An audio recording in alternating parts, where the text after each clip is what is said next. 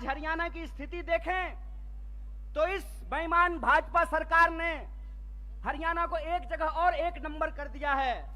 और वो जगह, जब हम बेरोजगारी की बात करते हैं तो आज हरियाणा बेरोजगारी में भी नंबर 1 हो गया है।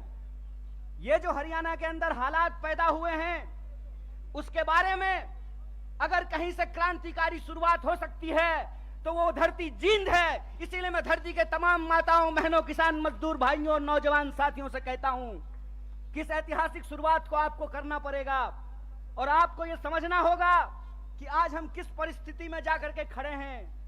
आप देश के किसी भी इलाके में जाकर के घूम करके देख लीजिए, हर जगह एक बार फिर से भाजपा का प्रचार शुरू हो गया है। जब मैं रास्ते से आ रहा था, रोहतक के पास मुझे जींद की तरफ मुड़ना था, तो एक दीवार पे लिखा हुआ था, फिर एक बार मोदी सरकार। मैंने अपने दोस्त को कहा, भाई गाड़ी रोक, मार्कर से इसके बगल में लिख देता हूं जहां लिखा हुआ है फिर एक बार मोदी सरकार। पहले 15 लाख ला, फिर तेरी सरकार आने की बात होगी। पहले तू हर साल 2 करोड़ नौकरी दे, फिर तेरी सरकार आने की बात होगी। पहले तो किसानों की आमदनी दुगनी कर, फिर तेरी सरकार आने की बात होगी।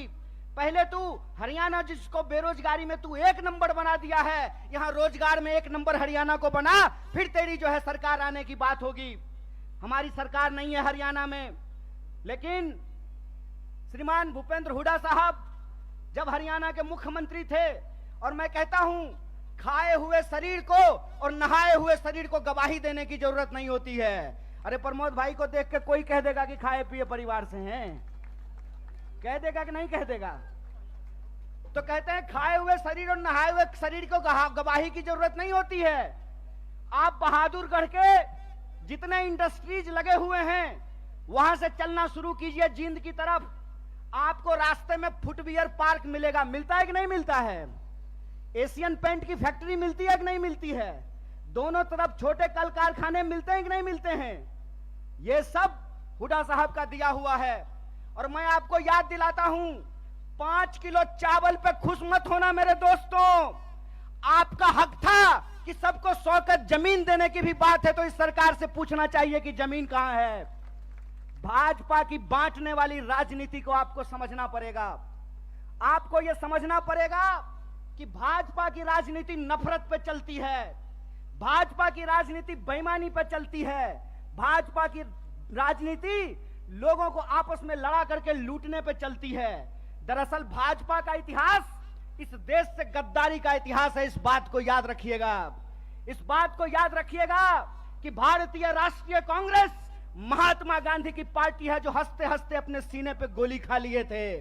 और भाजपा का इतिहास नाथूराम गोडसे का इतिहास है। इस बात को याद रखिएगा।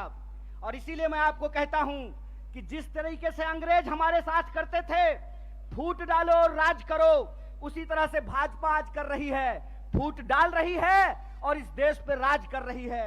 मैं आपसे एक सवाल पूछना चाहता हूं, आज 10 साल भाजपा की राजनीति को होने को है, 9 साल देश में भाजपा की राजनीति पूरी हो चुकी है। हरियाणा का चुनाव भी लोकसभा चुनाव के वक्त में होता है, लोकसभा चुनाव के ठीक बाद होता है। आज 9 साल पूरे होने को हैं। मैं सवाल आपसे पूछता हूं, और मैं बाहर से आकर के आपको यह बात समझाने वाला नहीं हूं। आपको यह बात अपने सीने पे हाथ रख करके समझना पड़ेगा कि भाजपा यहां आकर के कौन सी राजनीति की शुरुआत की। भाजपा यहां आकर के 35 बिरादरी और 36 बिरादरी करना शुरू किया कि नहीं किया? हाथ उठा करके बताइए, किया कि नहीं किया? किया ना? नमस्कार, मैं हूं मानक गुप्ता। अगर आपको हमारा ये वीडियो पसंद आया हो तो इसे लाइक और शेयर जरूर करें, और हां, हमें सब्सक्राइब और फॉलो करना ना भूलें ताकि आप देश और दुनिया की कोई खबर मिस ना करें। तो जुड़े रहिए हमारे साथ और देखते रहिए